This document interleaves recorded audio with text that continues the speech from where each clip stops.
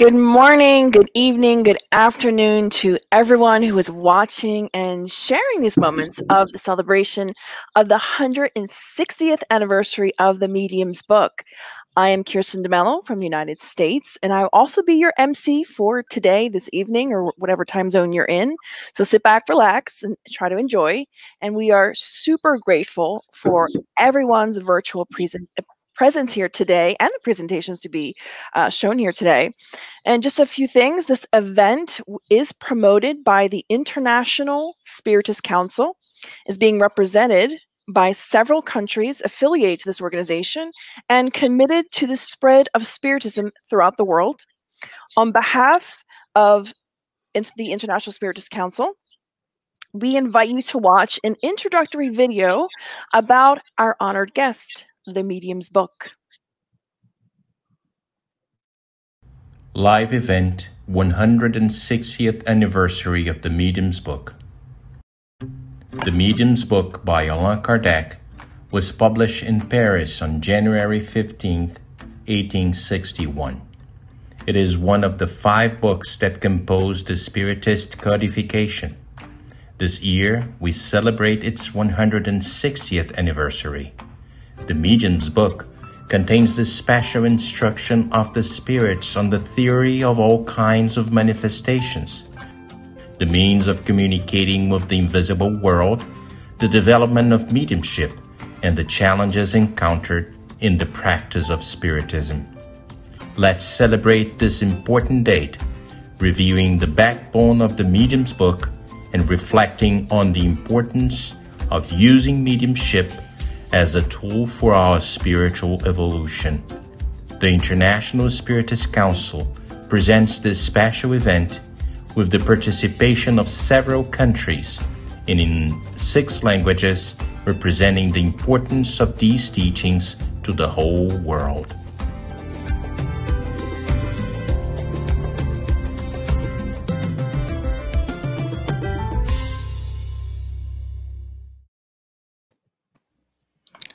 Beautiful. Before we start the first lecture, let us connect with the higher minds, higher spirituality through prayer. And for that, we invite our friend Tanya Moore, who's a volunteer with the Spiritist Society of Ireland, based on the beautiful west coast of Ireland, to do the opening prayer. Please, Tanya. So let us connect in heart and mind, though distant physically.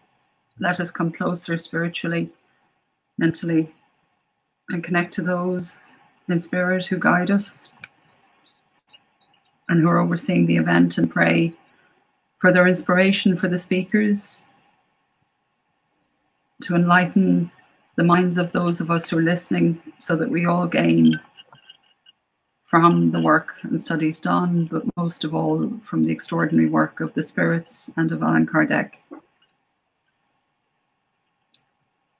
May your love find a way to make these words reverberate and reach out to those who most need it, to bless those who are doing good with their mediumship, to find ways of bringing comfort and uplifting the spirits of those around them. And for those who struggle,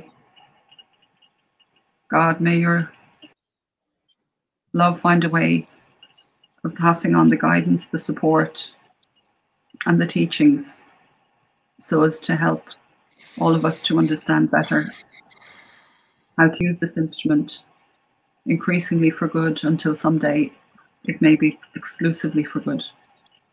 Amen. Amen. Thank you so much, Tanya. That was beautiful.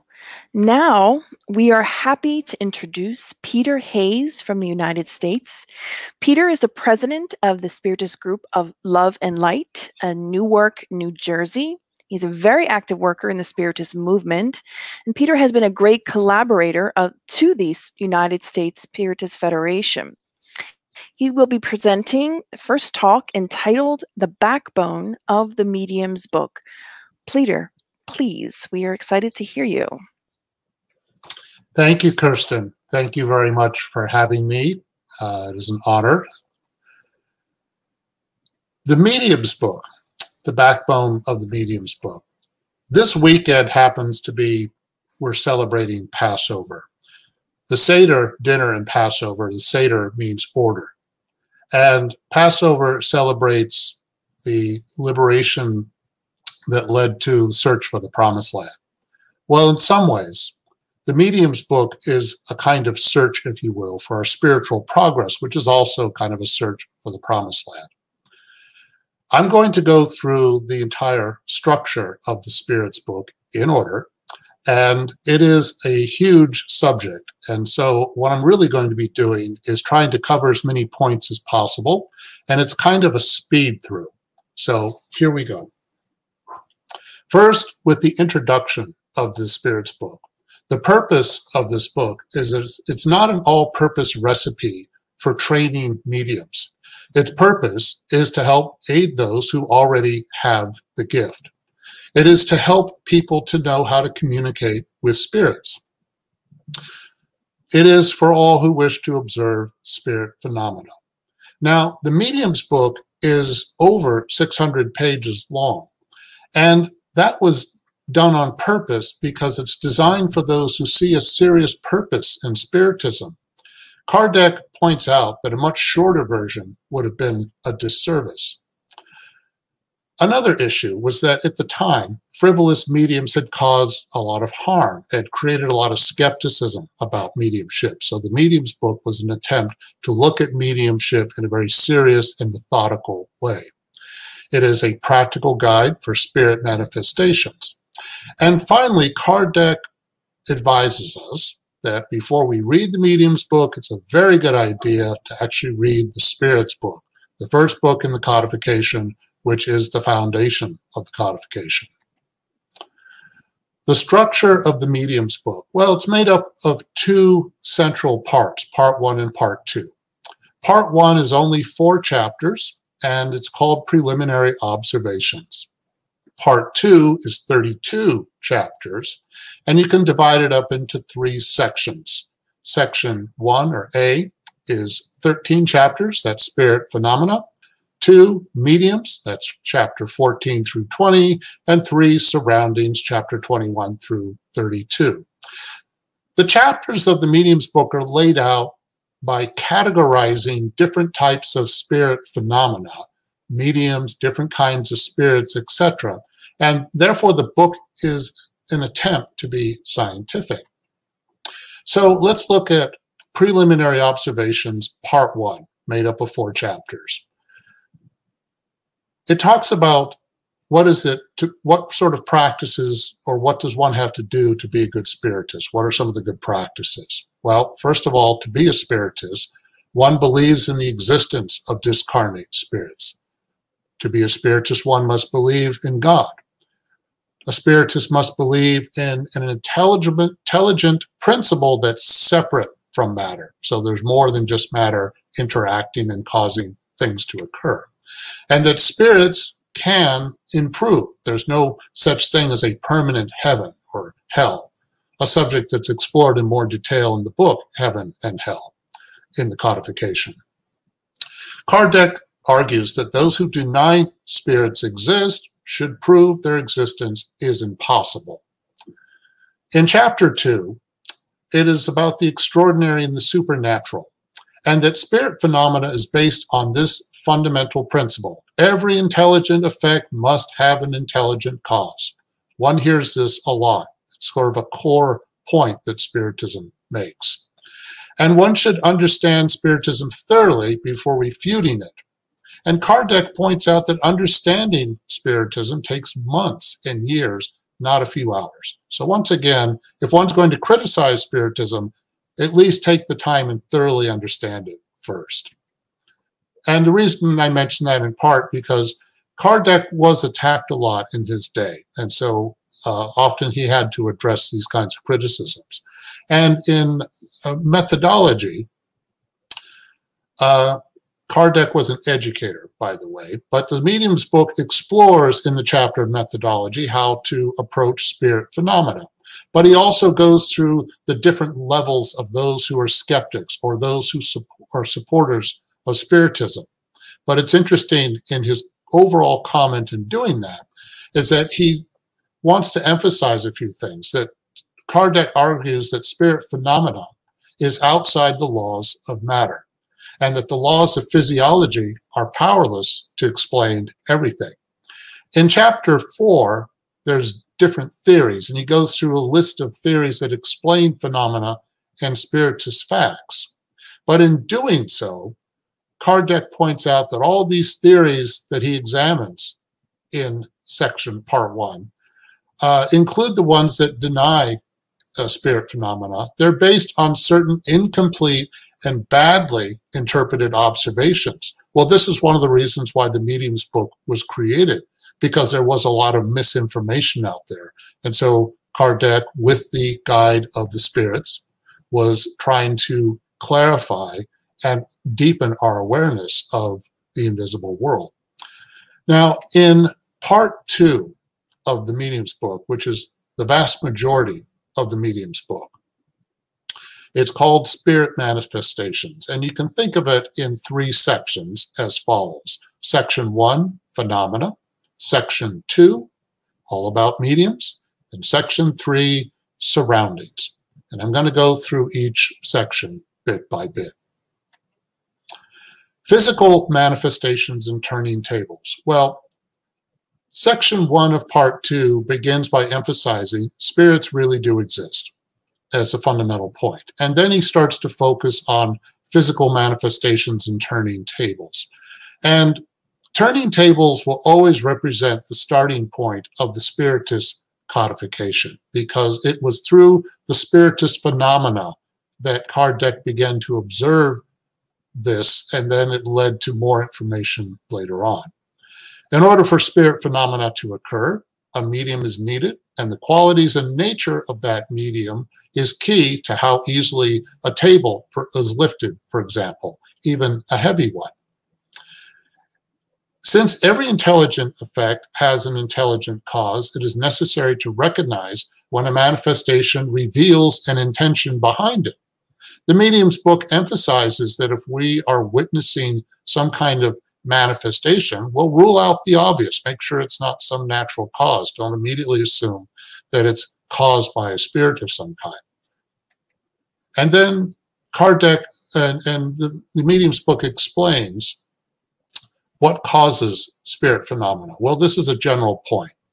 How does a spirit move a solid object? Well, they use their paraspirit, not their hands. And that a spirit is combining a portion of the universal fluid with the fluid emitted by the medium in order to move it. This is a medium who happens to be in the room where an object may be moving or some kind of phenomena is occurring, a visual manifestation, for instance.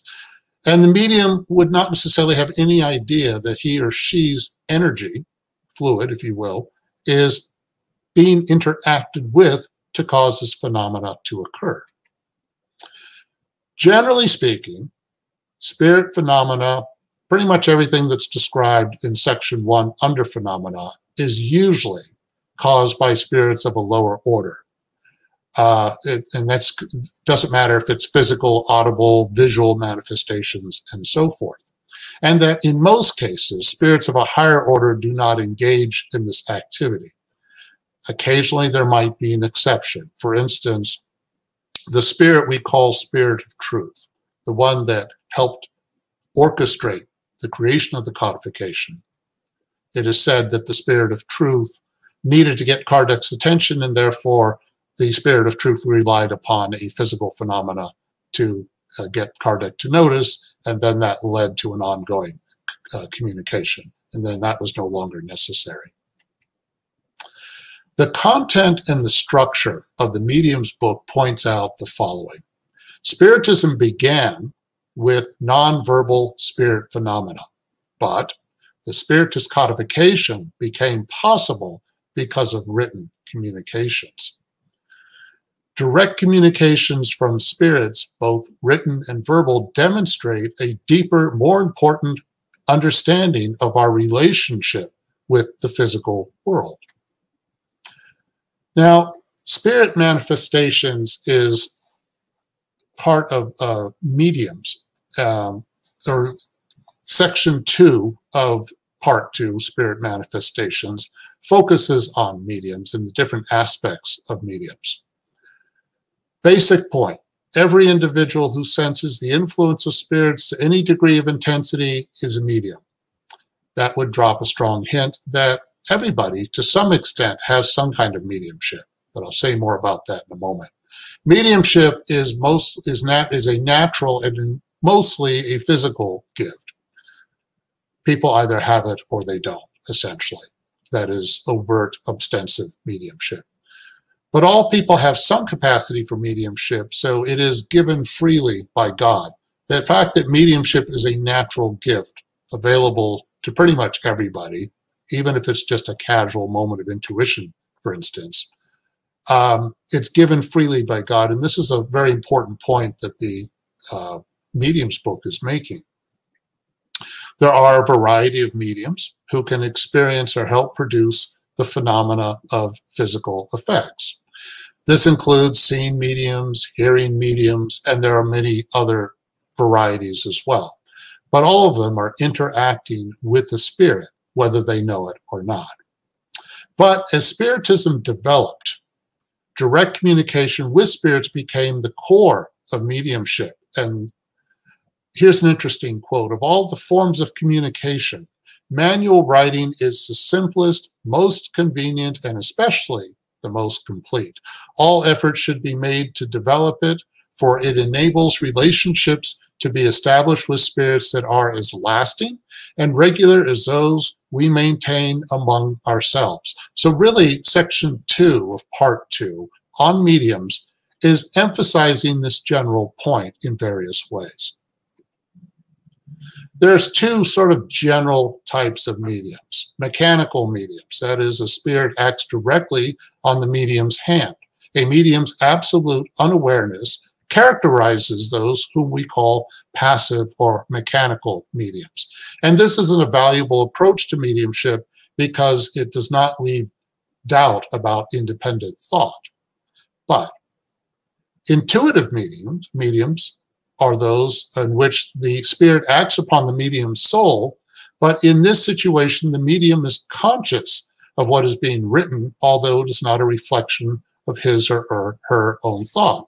Now, a lot of mediums can be a combination of the two, physical, intuitive. After all, the Medium's book is giving categories and labels to things, but that doesn't mean there's not a combination or a blending of different abilities. Some key points for the development of mediums. Well, when mediums are novices, one of the biggest challenges novices mediums face, the main difficulty encountered by most, involves having to deal with less evolved spirits because they try to interfere with that medium or disturb that medium in some way. The first precaution for novice mediums is to arm themselves with sincere faith under the protection of God. The second precaution is to study the Spiritist codification. Obviously, both of these are very important. Studying the Spiritist codification cannot be emphasized enough. Also, mediums in general, in terms of their development, need to trust the process and not force it. Here's an interesting quote. We have stated above that there are cases in which it does not matter if a thought comes from the medium or from a spirit. This is especially true when purely intuitive or inspired mediums are writing a work involving their own imagination. In such a case, it matters little whether or not a thought has been suggested to them. In other words, intuitive mediumship is a perfectly valid way of communicating, because sometimes people may get very hung up on, oh, how do I know this is truly an authentic communication coming from a spirit? Well, we may not know 100%, but as mediums gain more experience, they can begin to tell the difference. And a lot of mediumship is about a mixture of the medium's thoughts interacting with the spirit's thoughts. And I'll say more about that in a moment. It's always possible that mediums could lose their mediumship. Why could that happen? Well, a few reasons. It could be a test of their patience, perhaps a test of their perseverance, most certainly. If a medium has lost his or her mediumship, there may be a good reason for it. Maybe they just need a break. And If it is better they abstain, then they should obey this advice. They should not be trying to jumpstart their mediumship in some way or go to another medium and stuff like that. They need to understand and appreciate that probably if a medium has lost his or her mediumship, it's a temporary experience. It's not a permanent one. So it's not a time to panic, not a time to start forcing things to occur. And losing one's mediumship is not always a rebuke. Like I said, maybe a medium just needs to take a break for some good reason. But this is where we learn to trust the mentor spirits who are in charge. The role of mediums in communications is to serve as interpreters or filters. So in general, it's easier for spirits, and they prefer mediums with knowledge of the content they want to communicate. It is a given that the thought will bear the personal stamp of that medium. It's not an absolute requirement. Obviously, there are mediums that can transmit messages having no idea what the subject is. You know, a medium, for instance, may not know anything about science, and yet that medium is interpreting a lot of information that's very advanced scientific. But if that medium has a background in science, it's much easier. And another way of thinking about this process of communications and being interpreters, there's a nice example in the medium's book about a group of bottles filled with liquids of different colors. Imagine each medium is a bottle of a different color, red, blue, green, that sort of thing. And then the quote is, "Our rays only reach those objects that we want to illuminate by taking on the coloration or personal style of these mediums." So that gives you an idea of how these communications are occurring. It's a given that the communication is filtering through the medium in some way. This section, section 2, ends with the medium's moral influence. And it says that mediumship is available to all, regardless of their morality. Therefore, it's not the exclusive domain of a select and elite few. But mediumship can be taken away when it's misused, as I mentioned before. And when this happens, there were usually warnings ahead of time. If mediums allow themselves to become instruments of error, the more evolved spirits will not step in to rescue them. God provides the gift of mediumship so that if it is ever taken away, a medium will understand, quote, the odiousness of his betrayal. That's from item 226. All moral imperfections are open doors for evil spirits, but the one they most easily exploit is pride, because pride is the one people least often confess about themselves. That's an interesting comment, isn't it? We don't like to admit when we're proud, and that can create a blind spot with us. And item 228 mentions that many gifted mediums have been lost due to pride. Unfortunately, this obviously can happen, and it doesn't matter how experienced a medium might be. You could have a medium at a center for years and years and years, but if he or she has pride in some way or gets a little too convinced that he or she knows everything, well, that might be creating an opening, and the consequences may occur as a result. Section 3 of Part 2 is spirit manifestations. This is a big section of the medium's book as well. Now, when we talk about surroundings, part of what that means, of course, is that we are surrounded by spirits all the time, a subject that gets addressed in the spirits book as well. Our behavior is what attracts good or bad spirits in the first place. Think about this comment that's in the medium's book. A country's moral tone can be reflected by the spiritual company of its citizens. It's an interesting way to look at things, isn't it? Look at a country, look at the attitudes, look at the prevailing, if there's a prevailing attitudes, and what are they? And that might be a hint. In terms of spirit surroundings, understanding when and how to identify with the invisible world will help us to educate and improve ourselves. Here's a nice quote. Don't forget that the essential and exclusive goal of Spiritism is your improvement. To teach that goal, the spirits have received permission to initiate you into the future life, offering you examples that you may use to your advantage. Again, the Medium's book is helping us to understand this process. The more you identify with the world that awaits you, the less you will suffer in the one where you now are. This encapsulates the present objective of Spiritist revelation. As we attempt to interact with spirits through mediumship in a mediumistic meeting at a Spiritist center, there are some questions we can always ask ourselves, such as, will our interactions within a mediumistic meeting be fruitful or positive? Will they be unproductive and negative? Well, the short answer is, as it's here, that depends on us. For instance, in order to handle ourselves well, we need to know how to protect ourselves when surroundings are not so positive or potentially not positive. This is chapter 23 on obsession, which opens with, of all the difficulties presented in the practice of Spiritism, among the worst we must place obsession, which is the domination that certain spirits may acquire over certain individuals. Now, at first glance, this might be kind of a scary subject, but I'll make a few points about it. First of all, there's three general types of obsession. Simple obsession, that occurs when malevolent spirits impose themselves on mediums. Now, usually mediums should be aware of this, or they should be able to recognize the signs of this type of simple obsession occurring. Therefore, it can be more of a nuisance. Included with simple obsession can be physical obsession, which consists in noisy and obstinate manifestations of certain spirits who spontaneously produce raps and other sounds. Remember, I mentioned in section 1 of part 2, when we talked about spirit phenomena, that this is caused by spirits of a lower order.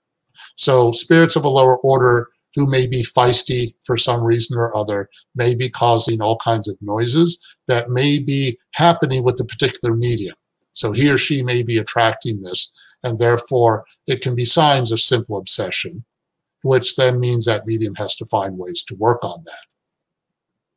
The next level of obsession is more serious, fascination. It refers to a delusion created directly by a spirit in the thought of a medium, which in a certain manner paralyzes his or her capacity to judge the quality of the communications. In other words, a medium begins to lose his or her objectivity. Perhaps the spirit tells the medium how amazing he or she is, and the medium believes it and starts to be a little prideful and things like that. Or a medium doesn't like criticism of his or her communications very much, even though evaluation of communications from spirits is absolutely essential in mediumistic meetings. The third category of obsession would be subjugation. This is the most serious. This is what more greater mental or physical control. It's when individuals may behave in very strange or erroneous ways or engage in behavior that should be avoided. A lot of times help from others is needed when obsession has gone to the level of subjugation. What causes obsession? Well, the general answer is that really depends on the character of the spirits. Perhaps they have a desire for revenge, a desire to harm due to personal suffering and unhappiness that spirit has. You know, misery loves company, that kind of thing. Perhaps they just get pleasure is derived from the impatience or blindness of those they victimize. They love playing tricks on individuals or tormenting them, especially when people don't have any idea why my day has been so bad and stuff like that. And then another possibility is they just are cowards. Think about cyber bullies today. How much courage does it take to be a cyber bully? How do we confront obsession?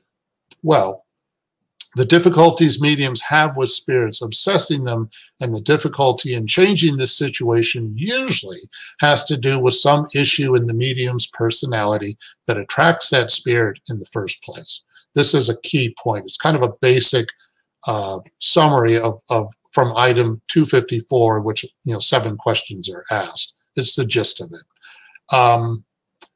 Mediums have to.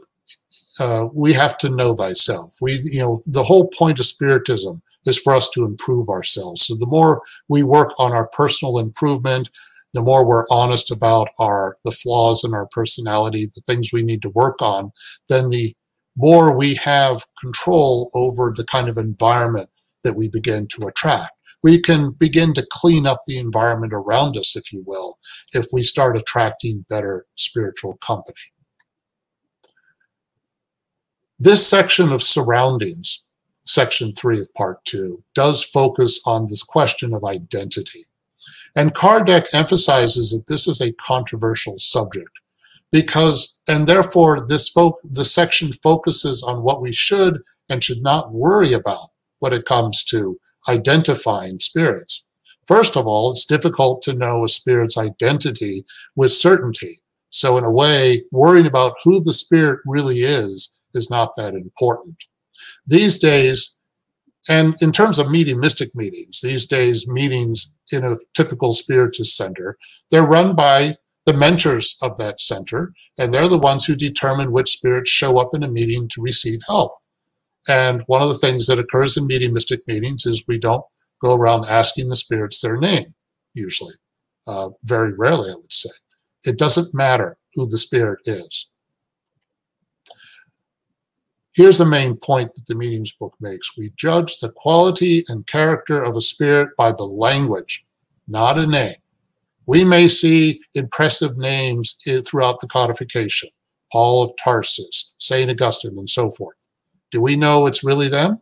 Well, we think that it might be. Do we have 100% proof? No. Does it matter? Not too much, because there may be a lot of spirits working on their behalf. And at the end of the day, it's the message, not the messenger, that actually matters.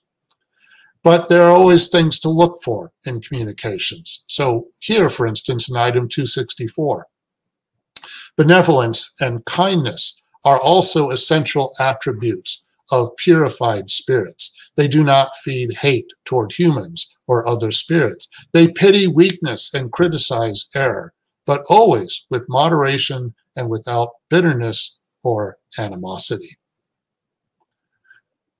Intelligence is no guarantee of moral superiority. You can have scholars that couldn't be a product of their corporeal life. In other words, you may have a great scholar from the past, but suppose that scholar was also a racist, because that was common in that scholar's time. Well, they may have certain blind spots, and so they may be very intelligent, but moral superiority and intelligence are two different things. And part of our spiritual growth is about the balance between moral intelligence and morality, intelligence and morality. And this, as I mentioned before, it is essential that we scrutinize all communications rigorously in a mediumistic meeting. It is essential to look at every word, every sentence. Does everything seem okay? Is there any sentence in there that's a little odd or perhaps off color in some way? Any kind of language issues that might reveal the character of a lower order spirit, and so forth. Here are some useful techniques for communicating with spirits. Spirits appear spontaneously or when evoked. Spirits may show up if they can, in other words, if they're allowed to, or they may refuse to show up. Their reaction depends on the intentions of the person who is trying to communicate with them.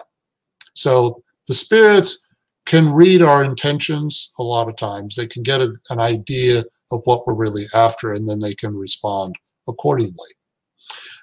In terms of the proper manner of speaking to spirits, well, to summarize it, it would be irreverent to treat high-order spirits as our equals, just as it would be ridiculous to show the same deference to all spirits without exception. We should venerate those who deserve it, recognize those who protect and assist us, and show the others the same benevolence that we ourselves might need someday. Very, very important advice from item 279 on how to address spirits. Kardec emphasizes, or the Medium's book emphasizes, that we can never be too careful about the manner in which we question spirits, and especially about the nature of the questions themselves. And the Medium's book points out that the key to good questions is to really think about form and scope. What's meant by form? Questions that are clear, that are quite precise, questions that pay attention to the sequence. I mentioned at the beginning of the presentation the word Seder. Seder means order for Passover. And I'd suggest that the Medium's book is very much about order. The order in which the information is laid out throughout the entire Medium's book serves a purpose. And in the subject of questions, the order in which questions are asked of spirits is important. They should be methodical, well, maybe methodical but thoughtful. Therefore, it's a very good idea to prepare questions beforehand. And there are advantages to doing that, because when questions are prepared ahead of time, it can help spirits to anticipate the questions, because the thoughts start to go out there and the spirits may be able to prepare in advance.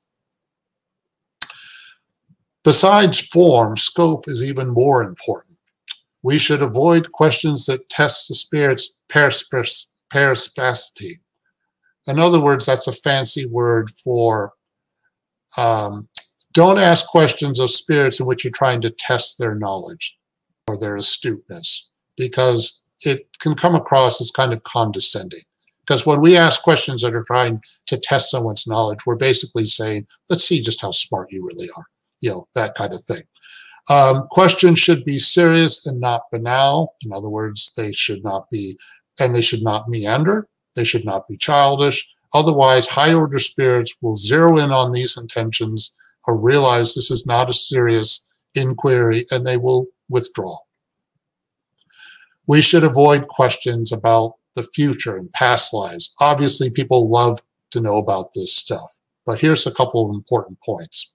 If humans knew the future, they would neglect the present.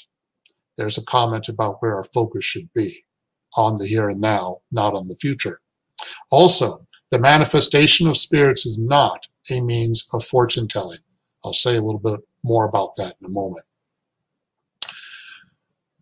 I like this quote. You should realize that your future existence cannot be known beforehand, since it will be determined by you yourself according to your conduct while on earth and your resolutions as a spirit afterwards. So why are we worrying about the future when what we're doing right now is going to have an impact on our future? How to avoid contradictions and deceptions with communications from spirits? Well, as a general suggestion, it is a very good idea to be patient, because truth reveals itself slowly. By slowly, I mean it could be decades or centuries even, depending upon which truth we're really talking about. I like this. There's a series of quotes from the Spirit of Truth on this area that is very, that I would like to share with you all. One should not ask of Spiritism anything more than what it can and must give you. Its goal is the moral perfection of humankind. As long as you hold on to this, you will never be deceived. Again, anything more than what it can and must give you. So the more we understand the codification, the more we can understand what it can give us and what it must give us, and what is really important and what isn't.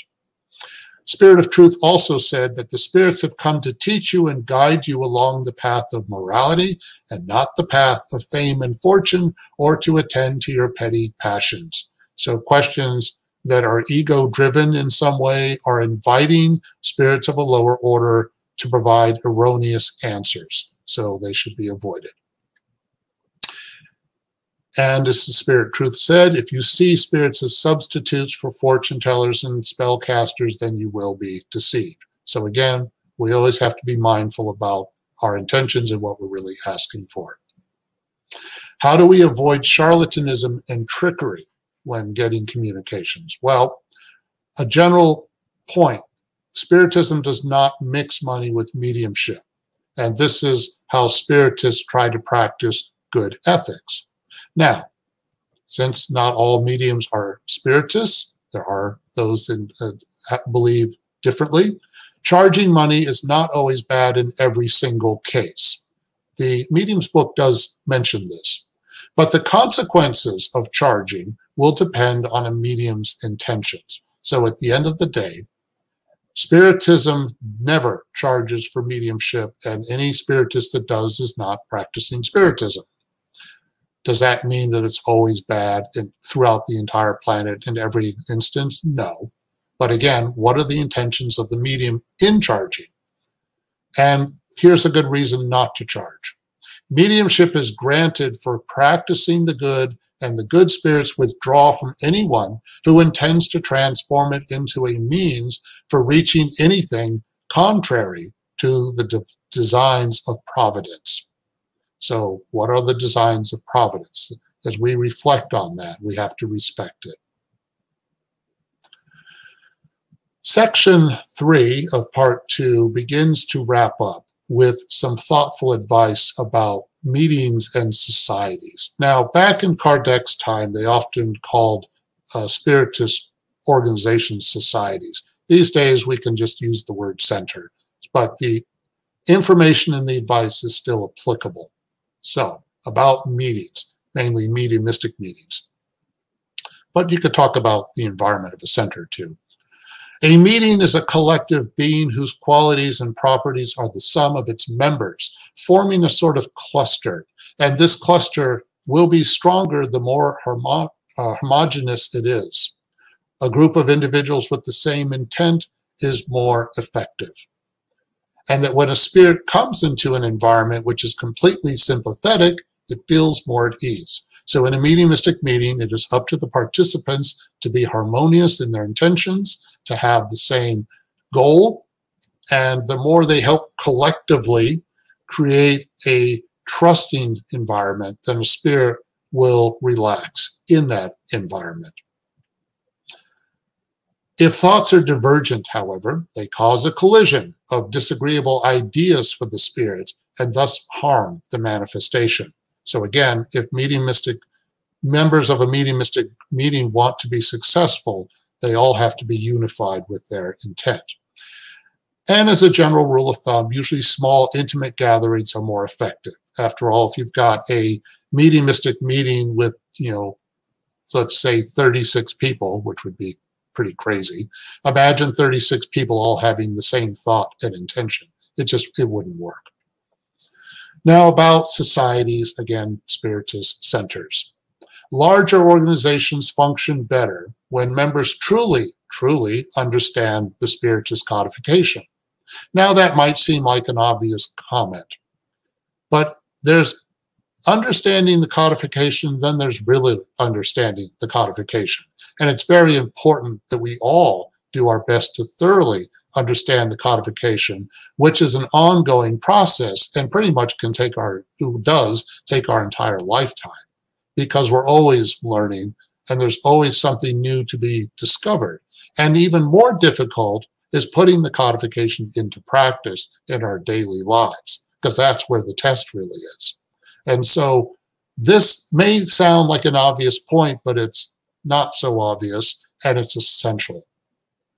After all, pride, triggered by the slightest contradiction and self-centeredness, can cause disunity. This can certainly happen in any Spiritist center if nobody is paying attention.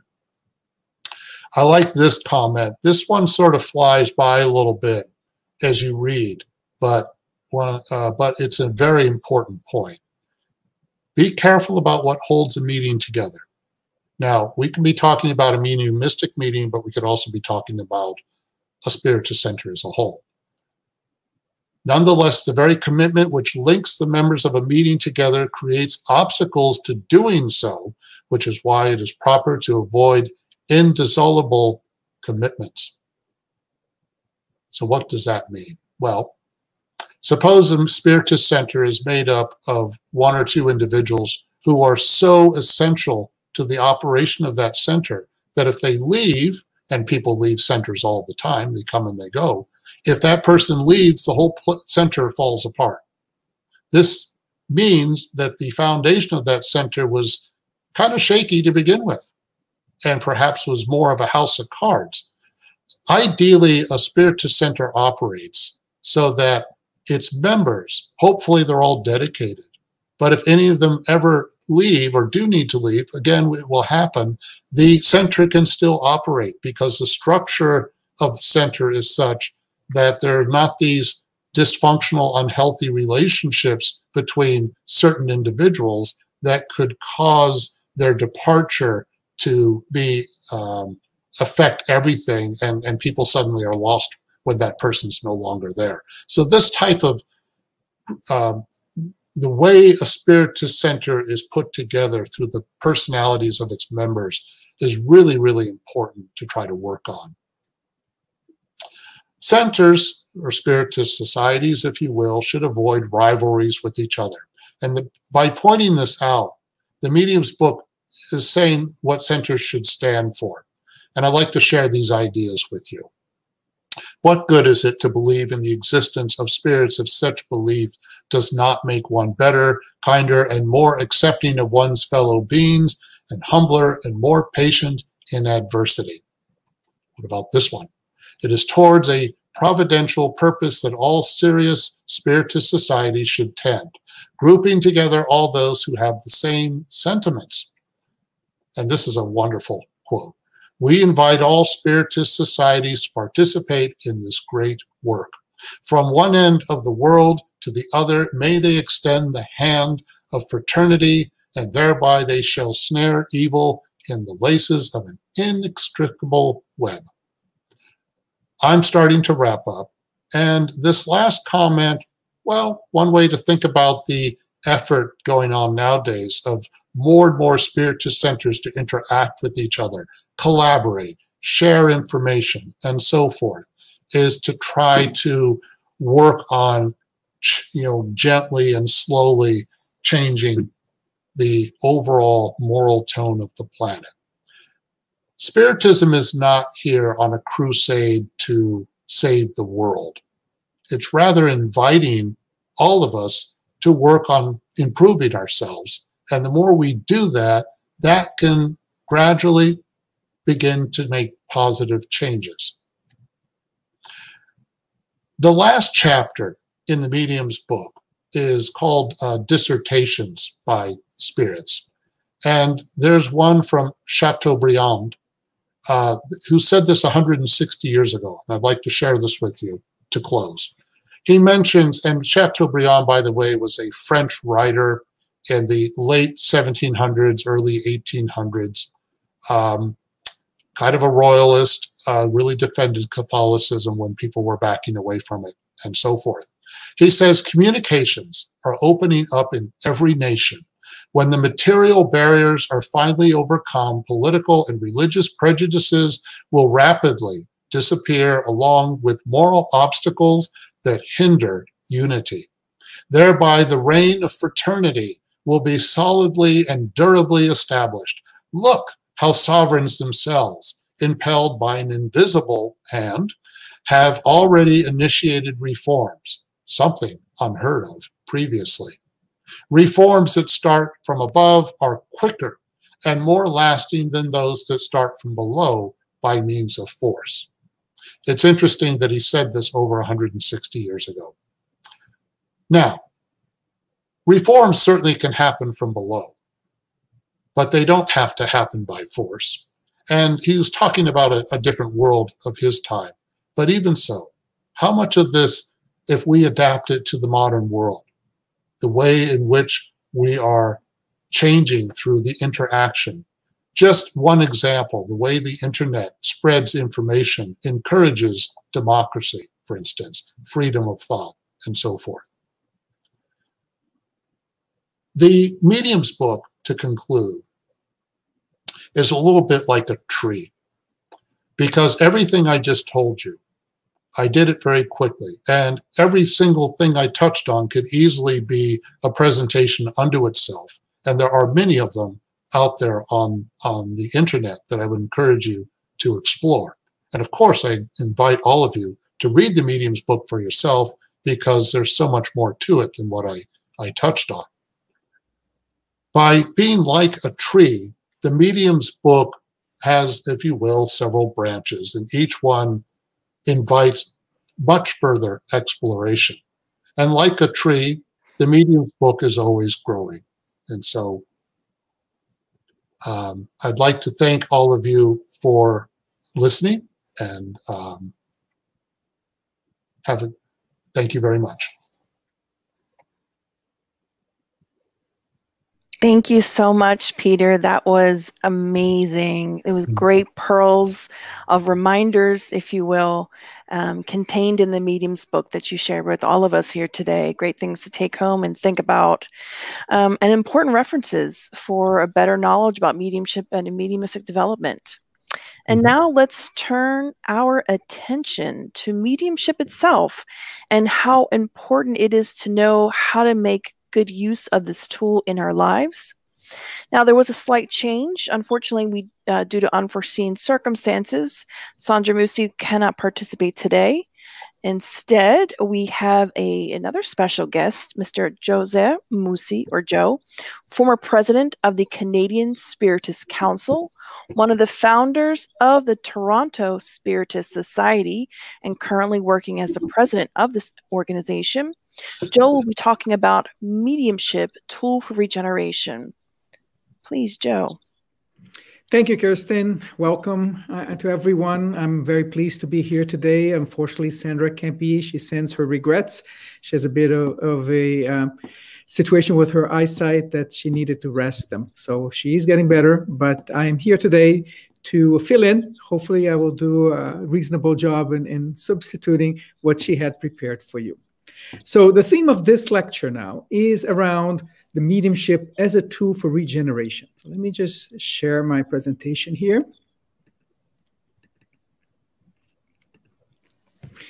So the word regeneration will be seen from two different angles that will come together very nicely at the end.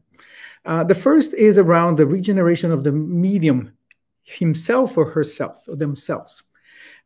This will be described, and the previous presentation really started to introduce a lot of these concepts. I'll go a little bit more deep into that conversation of the role of the moral evolution of mediums and the impact that it has to the quality of the communications, and in their role in the overall bigger regeneration, which I'll also be talking about, which is the planetary regeneration. And this is something that we're hearing more and more over the last few years, and will continue to grow. And this has been expected, and it's been awaited, and the time started to come. So I'll be using a lot of references from obviously the Medium's book that we're celebrating the 160th anniversary, but also quite a bit from the Gospel According to Spiritism, and at the end from Genesis as well. Why don't we start with the Bible, with the gospel, right? Jesus already told us 2,000 years ago that there are many dwellings in my Father's house, right? And that he's preparing the place for us in these houses. What we understand, what he was trying to tell us, is that these houses are the various places in which spirits will evolve during their existence, during the many reincarnations that they will have. And these houses are actually different planets. So there are planets that serve a certain level of evolution for spirits, and others that are becoming more and more evolved. And through the Spirit's book and other publications in Spiritism, we start to learn a little bit more about the various levels of evolution that planets come through. And as a Spiritist, we know that this is the same that happens with the spirit. We're born simple and ignorant, and through our reincarnatory process, we slowly but consistently progress to higher and higher levels. So it's fascinating to see the symmetry that God has created between the spiritual and the physical world. everything evolves. Everything has a path and a purpose, and this will be complemented by one being ready for the other. So Jesus is preparing all of the various planets for these new generations, these new groups of spirits that are continuing in their evolutionary process. So it's very clear from early in our Christian path that this has already been foretold to us. In the Gospel according to Spiritism, we'll talk a little bit more about the types of different types of planets. So regenerative worlds is what we are moving into, and we're going to be talking about this. And they serve as a transition between what's called the worlds of expiation and the worlds of bliss. So the worlds of where we are going through our suffering as a mechanism for our own individual evolution, and the worlds of bliss where we become dedicated workers for good. In these transitions that we will be talking quite a bit about, it's not perfect, right? But it is a period in which we will see a lot more happiness, that we will not be so burdened with constant suffering and expiations. And we'll be more focusing on working on our improvement and all of the goodness and all of the charitable work that we can do.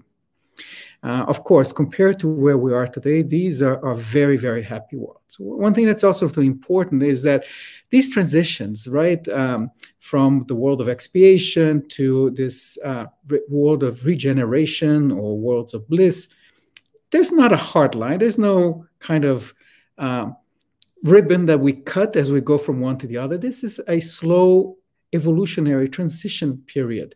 So when we look back, we can see how much the planet has evolved. But as we live in it, these changes will take centuries, if not thousands of years. And I'll talk a little bit more about that. So always understand that in the language of Spiritism, when we talk about the spirit of evil, what we're really meaning is that evil is just a characteristics of imperfect spirits. So anytime we do something that is according to God's law, we're practicing goodness. Anytime that we go against his laws and do the opposite, these are acts of evil. The spirits ourselves are not necessarily good or evil. We are going through this evolution. So in this worlds of regeneration, as the word implies, evil has not completely gone away. It's still there, but it no longer has the predominance that we see over the last few thousand years on Earth, right? And ultimately, what is causing this change in the overall evolution of our planet has much to do about the level of evolution of the spirits who are living on them. So right now we have over 7 billion souls that are incarnated on Earth today. So our level of evolution is kind of a sum of the average of the evolution of all of these spirits. And obviously the consequences of the acts of all these souls impact how much goodness and how much evil or wrong things are taking place. So as we move, as the planet becomes more and more evolved, as we start to see more understanding of what is the correct way to proceed, how to treat each other, how to be more loving with each other, we still have to somehow separate those spirits who probably are not evolving as fast as they should. So in some ways, these spirits, as they come back and reincarnate, they might find very difficult to continue their path on this planet. So what happens? Are they sent to some kind of ugly place and punished because of that? Of course not. The mercy of God is infinite, and he has devised a means by which these spirits, if they are struggling and they have not yet learned all the lessons, they'll be able to reincarnate in other planets that are more like Earth today, rather than what Earth will be in the next few centuries. In this way, they will then, kind of going for a second period, they will have a chance to continue their evolution, go through the struggles, through the expiations and the trials that they have to go through, and hopefully at one point they will, as everybody else, reach the level that they can then join them in a world that is of regeneration. It could be the same world that they reincarnated in and this other time, or they could actually come back to our planet here as it's waiting for them. So notice that the process is continuous, it's all-inclusive, and ultimately what we're doing is changing things at a very definite but very slow pace. Now, we can look back in our history and see that we've been in this world of trials and expiation for many thousands of years, right? We can kind of even imagine that's been maybe 5, 6, 7,000 years, maybe going back to Babylon when we first started getting our societies organized, the laws being created, and the first codes of morality being put in. That was the beginning of really this period. But obviously what we have seen is that we have much to learn. We'll still have many wild instincts. We're still very aggressive with each other. We still kill each other. We still face a lot of our own challenges and our own internal demons of our failures. And this has been improving. Obviously, we cannot compare where we are today to how we were 5,000, 10,000 years ago. And we're now ready to go to the next level, right? As we move into this idea of a regenerative world. And this follows one of the few laws given to us as divine laws, which is the law of progress. And that is essentially a law of nature, and it applies to everything in this universe, whether it's our planet, whether it's our solar system, whether it's us as individuals. So the earth, and this is being told by St. Augustine back in 1862. So this is 160 years ago. St. Augustine is already telling us through the communications with the mediums at the time that we have arrived at a period of transformation. So this is not something that started now. It started 160, maybe even more years ago. And this is where we're going from the expiatory world to a regenerative one. And this has been planned, this has been expected, and it will take time. So 160 years might seem like a long time to us in terms of our kind of view of our own lifetime, but from the big picture of the planet, it's very little. And you see that these transformations are in some ways aligned with the divine revelations that we have received, whether it was the revelation that we have, the first revelation from Moses, which goes back 7,000 years, when we started to really move from a primitive world into one more of trials and expiations, to Jesus coming to earth 2,000 years ago and giving his message, giving his lessons to us of how we need to accept the trials that are given to us in order to love thy name. And now in the 19th century, Kardec is other things. And why is that the case? Why is that kind of remember that late 19th century is a time where a man was progressing very quickly in scientific knowledge. We're about to start going into Freud and other scientists will be kind of going through the discovery of our own mind, or progress taking place from an intellectual perspective. But unfortunately, and we know this, and historically, with this advance in technology and in knowledge and science comes also its dark side, its ability to destroy, to use as weapons of war, to use it to fulfill our greed and our ambitions, to basically oppress our fellow brothers and sisters. And of course, this ended up into the First and Second World War, which was a terrible time. So during the late 19th century, it was the right time to start introducing the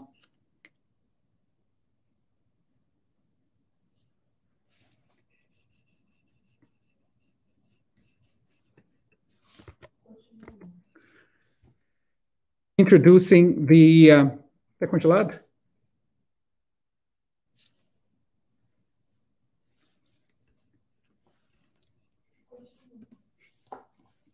Introducing the notion of regeneration, because now with the evolution of our technology, we needed to work on our morality as well and make sure that we're evolving this accordingly as we go from one to another.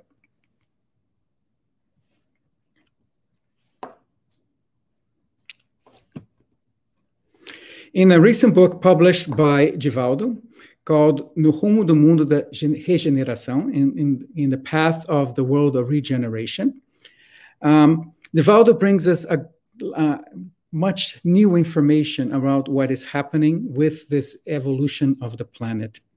And he talks about a lot of very contemporary things that are happening, including the COVID-19 pandemic, in terms of how this is simply a completion of these cycles of the transition to the next level of regeneration worlds. A lot of these tragedies that are taking place, they are required. They are to bring forth the concerns about the evolution of our morality.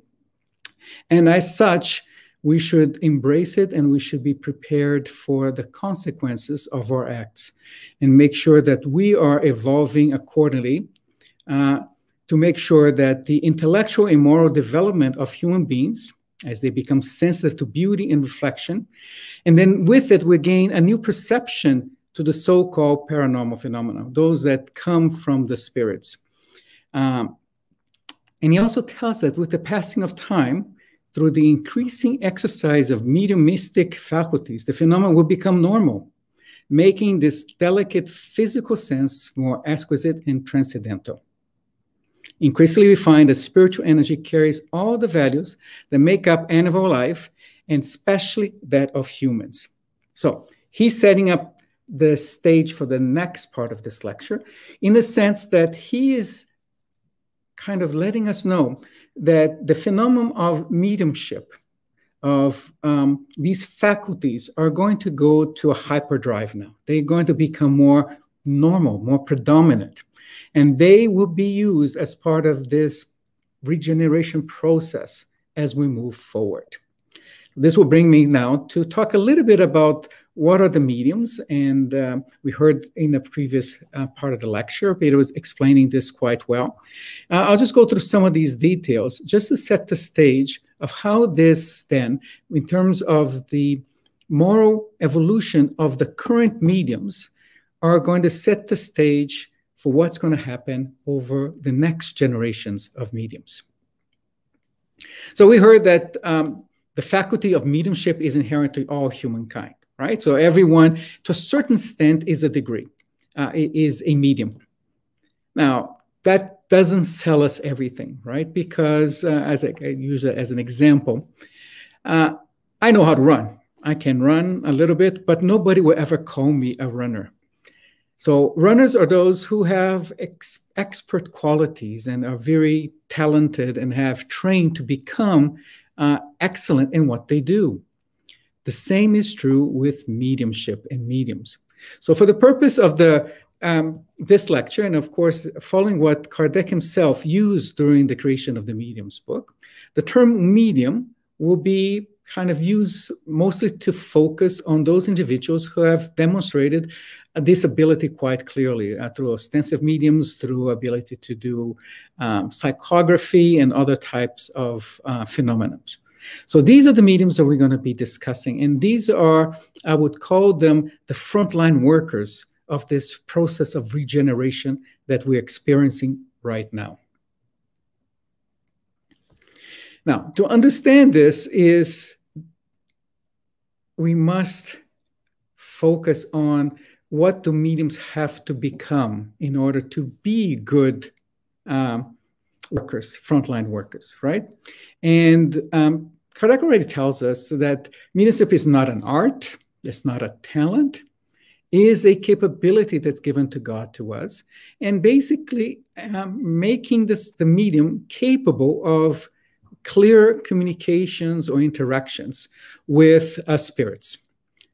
But obviously that requires that the spirit on the other side is available to be part of that communication, right? And we don't control them, right? So we need to make sure that as mediums, that we preserve the dignity of the mediumship activity. And those who exploit it really are trying to make use of something that they really never owned. It was not theirs.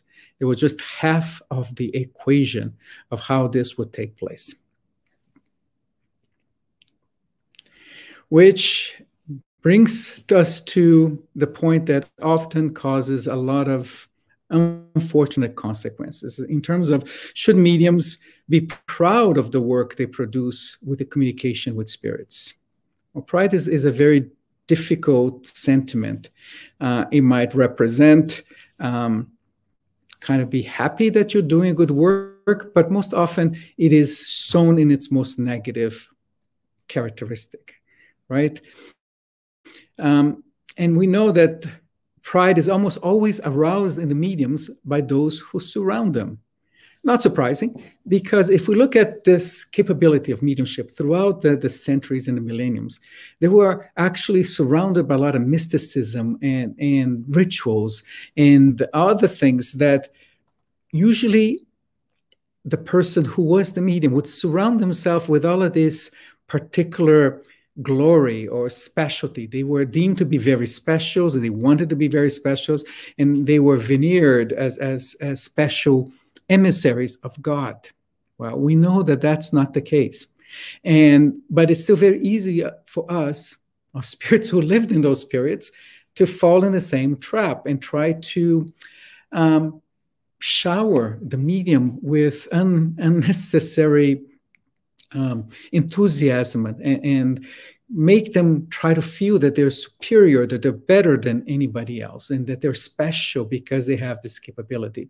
And this will soon put these airs of importance and disdain into the medium, and they will start to believe that story themselves. And at that point, that is the beginning of the end for them, because what's going to happen is that they will start to take on this toxic praise, and they will start avoiding to do any self-critique. They will think that they are infallible. And as this, their vanity will increase, and they will be subject to basically the spirits turning their backs on them, because that mediumdom becomes compromised. Blaise Pascal, a famous mathematician, already said, even when he was incarnated, and then he participated in a lot of passages in Kardec's books, is that vanity is but the surface, right? So we're painting ourselves with something that we're not deep inside. The medium is an instrument. It is a tool. He is using capabilities that we all have, but they are being given a mission at this incarnation to work on it and be part of the process of helping others understand our purpose, understand our missions, and using the disincarnated spirits for that purpose.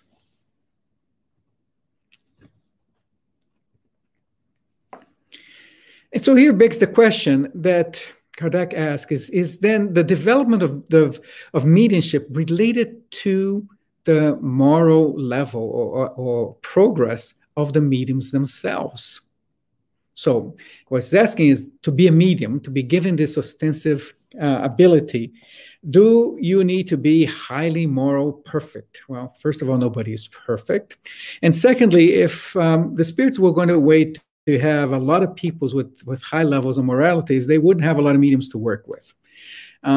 So they are very clear. No, the two things are not necessarily related. The capability of having mediumship abilities is not related to the medium's own level of evolution from a morality or an intellectual perspective, which means people who are not very educated or people who have questionable morals can be mediums because they are exercising the capability that was given to them.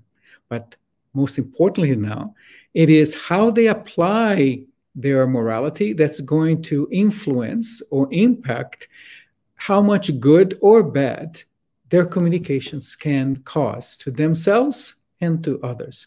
So again, the medium's morality is affecting the quality of the communication or the interaction they have with the spirits.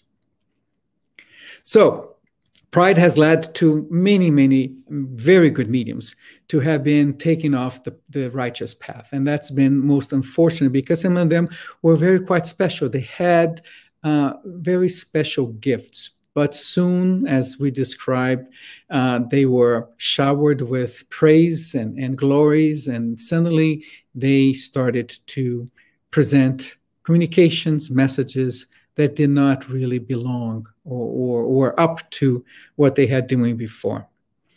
And unfortunately, they lose the ability to communicate, and often they are humiliated at the end by the fact that the spirits have abandoned them and looking for other mediums who are best suited for them.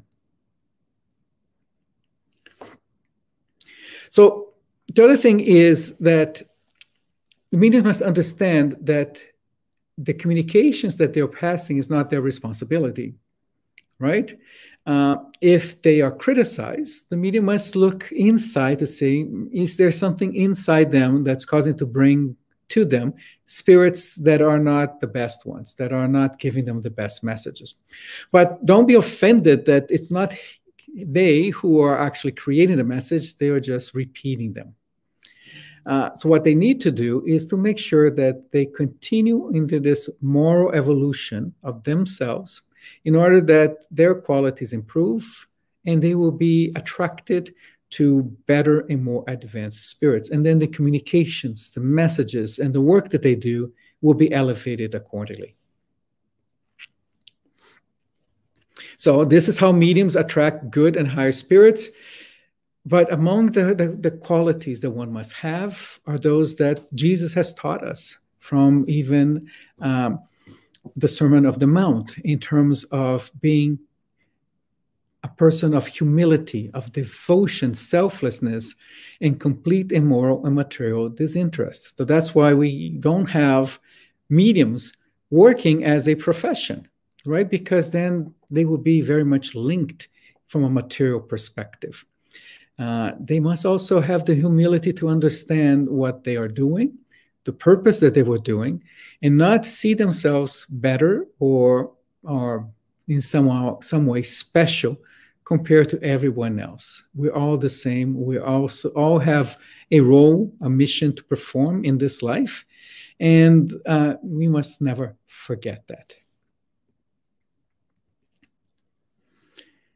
And with this, the same is true with the mediumship meetings, right? So if the meeting is prepared properly, if the environment, if the individuals, the mediums who are participating in the meeting are all of similar moral correctness, they will attract better spirits. If other has people using this as some kind of a game or something for fun, and of course, this will be just attracting frivolous and less serious mediums and spirits, and the result will not be good at all. Now, one thing I'd like to comment is a lot of what the medium's book talks about in terms of the role of the medium is in terms of communications. And this was certainly true at the time of Kardec, where he was trying to put together the codification. He was trying to understand. So there was a lot of evocation, a lot of questions around the spiritual world, a lot of answers and directions that are being given by the spirits. This still happens today, but today things have changed quite a bit because most of the work the mediums do today are in the assistance of discarnated spirits who are lost, who are wandering, and they need some assistance from our side in collaboration with the spiritual teams to help them move on, to help them move away from the connections that they had with the material world and allow them to proceed on their evolutionary process. So all of this is important. The same is that the mediums now, morality is going to impact how they serve and provide assistance to this discarnated spirits altogether. So the message is still the same, but the purpose of many of the communications have evolved quite a bit. And they will continue to evolve, as we will see towards the end, because now the mediums will have a different role, not only assisting the discarnated, but also providing more and more guidance to the incarnated. So this also means that the surroundings work a lot in terms of the influence of these manifestations, right? Can't higher order spirits overcome any kind of these deficiencies? Because we're not perfect, right? So can they kind of look aside and not be so strict on the demands that they have on each one of our imperfections? Yes. And they can certainly do this. And they have been doing this for centuries now, as I said, because we simply weren't fully ready for them. So highly evolved spirits can sometimes communicate with the most unexpected people, right? And they will provide assistance, and they will actually hope that these interactions will overcome any of the deficiencies the medium might have, or the surroundings, depending on where they are, where they live, and so forth. So there's a lot that the spirits can do, but there's much that we have to do on our side to help them so they can find better paths to provide us the guidance that we need to jump into this period of regeneration that we're starting to see more and more.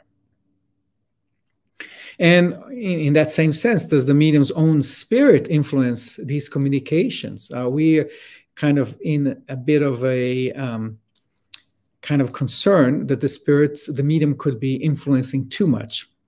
And it's inevitable. Yes, there's always the influence. First, in the affinity that the medium has with the spirit themselves. The medium does not exert influence on the communicating spirits themselves. The spirits are who they are. They're not going to be influenced if they're coming in for this communication. But the medium can influence how this message is transmitted, on the tone, on the words he chooses, because a lot of it is not dictated word by word. It could be more thoughts, more ideas that are put into the medium's mind. And these need to be somehow translated into words or into verbal words or written words. So there's a lot that the medium will be involved, and certainly the medium spirits will have a role to play.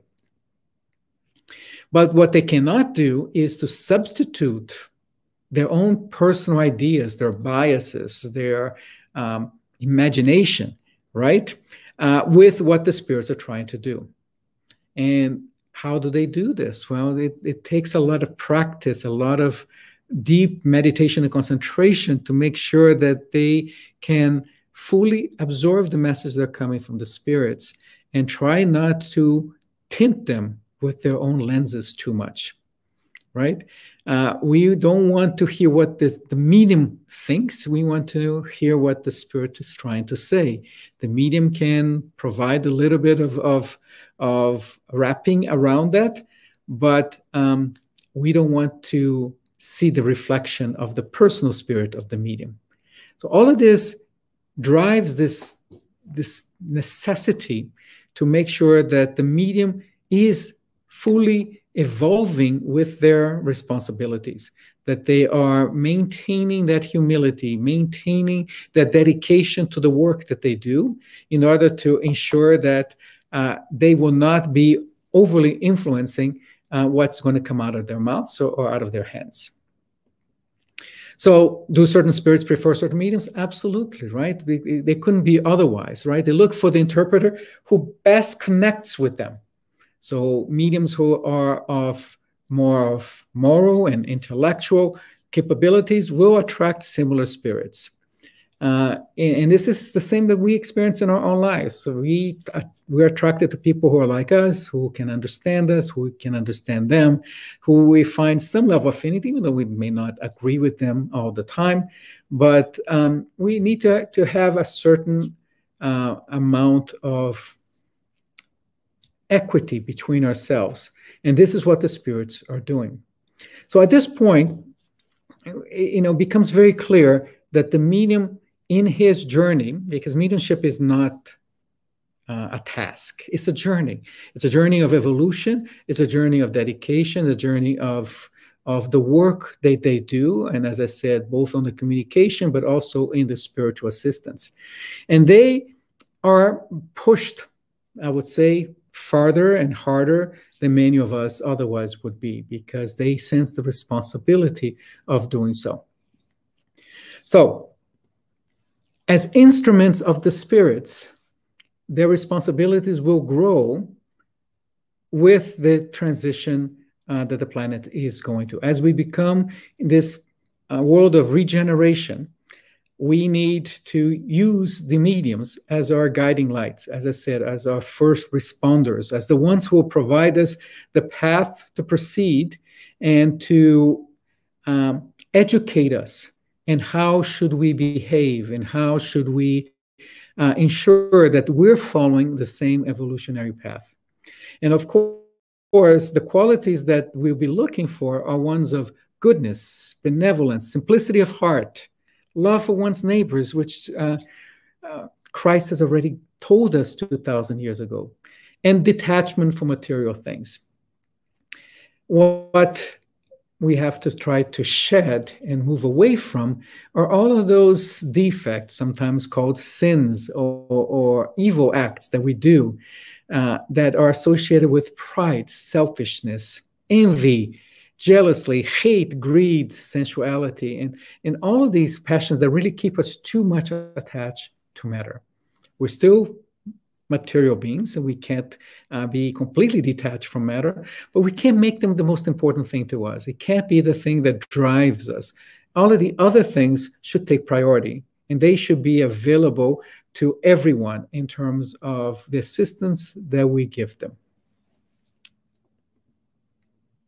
So as we come to the end, let's go to the book of Genesis.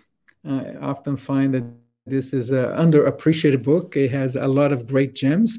And Kardec already tells in chapter 18 that the time has come, right? He was telling us that the time for regeneration was starting back then. And we're now seeing more and more of this picking up the pace. It says, our globe, like everything else, is subject to the laws of progress. It progresses physically through the transformation of the elements, and morally through the purification of the incarnate and discarnate spirits that populate. So here is the trick, right? We are incarnated today, but we were disincarnated not too long ago. The spirits that the mediums are assisting in their mediumship sessions, the discarnates, will be incarnated very soon. So we are also assisting and educating these new generations of spirit that will come, and they will be kind of the ones that really will be pushing the transformation of the planet. I don't know about most of you, but I certainly can see how these new generations, I have 4 grandchildren, and almost daily amazed on how different they are from previous generations. They were born differently. They are born with a sense of perception, of intellect, of emotional maturity that I had never experienced in any of previously from my children's generation or even my own generation. So these are not biological evolutions. These are moral evolutions of the spirits. And who's helping these spirits evolve? Well, a lot of it happens during the discarnate period, and our mediums are helping them, as long as with the spiritual teams that are working together with each of the spiritist centers around the world. So all of these areas must progress. We must progress physically, intellectually, technology, but morally as well. We have to agree that we have made incontestable progress, right? And this was 160 years ago, even so more. I mean, imagine how much has changed since the time of Kardec, right? And we can name anything that we look at these days, and they're very different from what it was back then.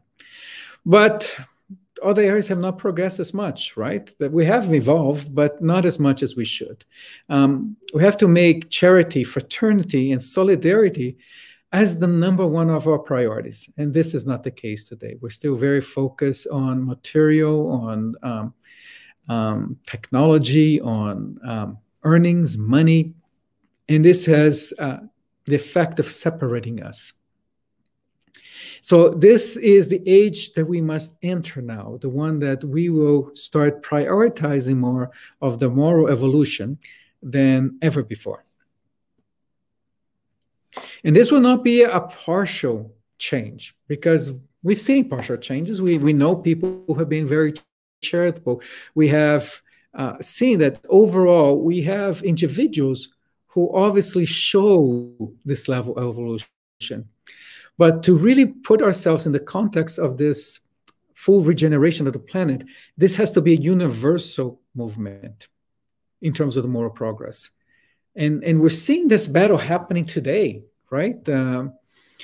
With the internet, we have polarized ourselves, and now we see two sides trying to gain the moral high ground. Obviously, each one thinks they have the high moral ground, the higher morality high ground, but the reality is that we need to go back to the gospel, the original lessons that Christ gave us, because there we will find the answers. What is in fact the true morality that we're seeking?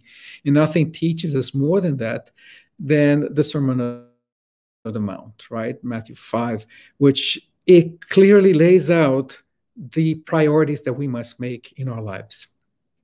And hopefully this will mean that the future generations, which could be the next one, or maybe 100, 200 years from now, will be animated by different ideas and sentiments. Will be hopefully a generation that's going to be more focused in protecting the planet, protecting individuals, helping one another, making sure that we're not abusing or exploiting other people, other races, or people who are different than us. We have to agree that the current state of affairs still leaves a lot to be desired, right? But to change this can only be accomplished through a profound development of our morality. And here's where the mediums will act as one of the main tools to provide the guidance to the rest of the population, no longer just for the discarnate, but also to the incarnates.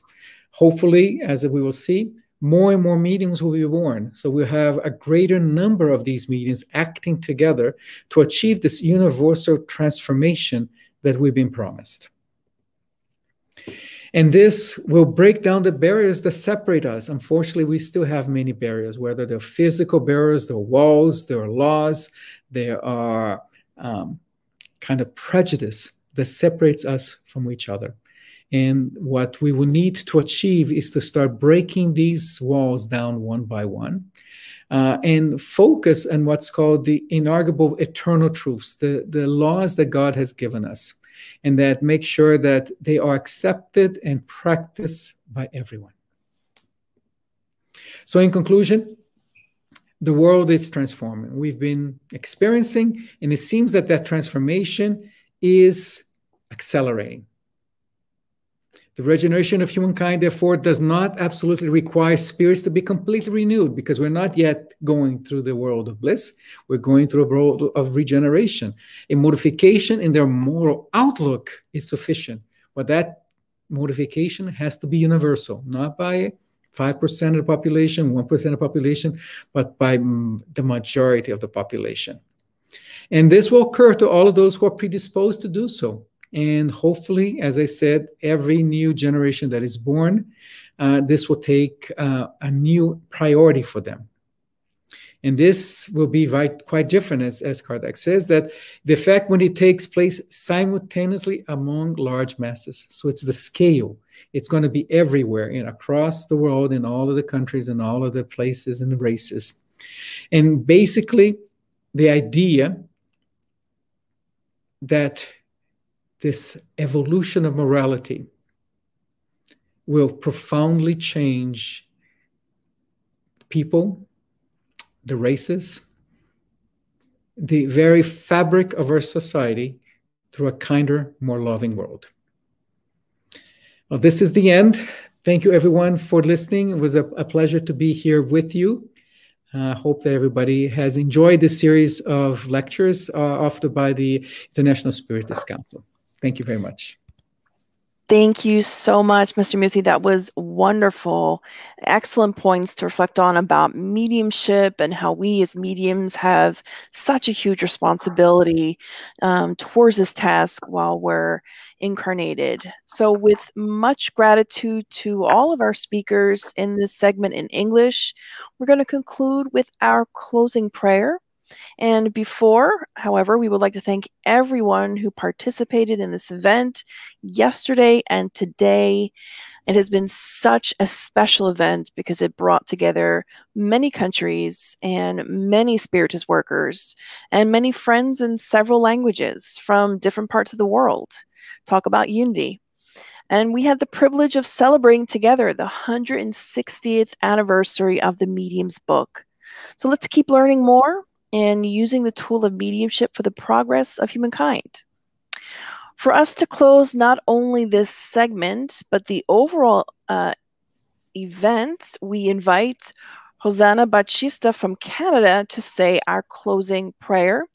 Hosanna is a former board member of the Canadian Spiritist Council, currently president of the Paul of Tarsus Spiritist Society in Canada. Hosanna, please. Thank you, Kirsten. So thank you very much, all the speakers. And I would like to invite you all now to close your eyes. Let us allow our hearts to be filled with gratitude for the opportunity of being here together.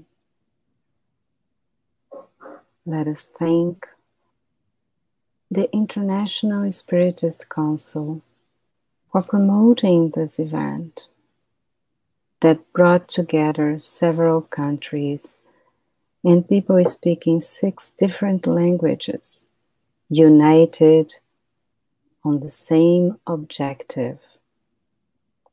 Let us thank the lecturers and all participants for being here.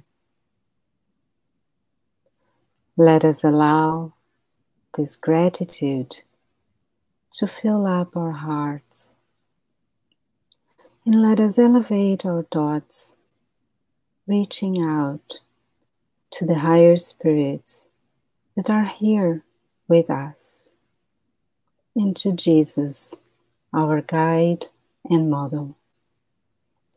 And together, let us exercise charity by sharing this energy with others by the means of vibrations.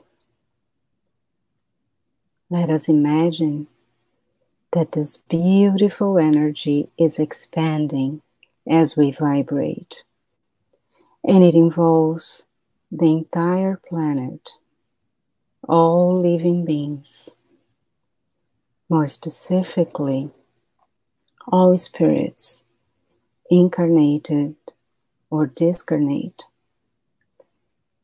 Let us ask Jesus to send his emissaries and distribute this energy to support, to inspire, and comfort all those in need. And with our hearts full of love and joy, let us thank once more Jesus and God for this opportunity,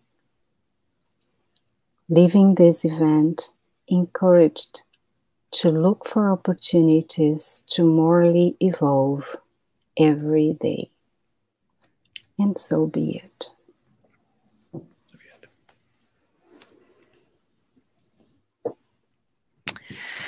Thanks, Rosanna, and thanks to everyone. Have a wonderful day, and we hope to see you next time. Bye-bye, everybody. Bye-bye.